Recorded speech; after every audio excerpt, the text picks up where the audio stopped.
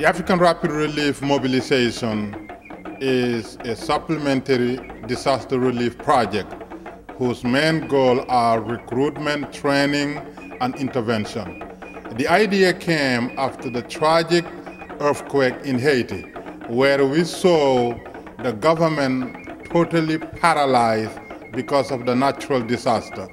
Even though we cannot stop natural disasters, but we can be ready and prepared to mitigate the usual afflictions on the victims. And unfortunately, the Africans have been absent in the international disaster scenes.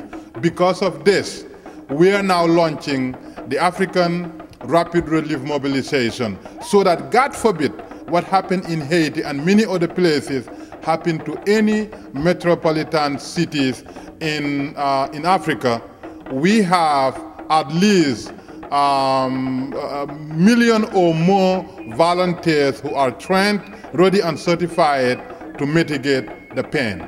Thank you. Get ready for disaster. Be prepared to be trained. Sign up with us at www.africanunionday.org.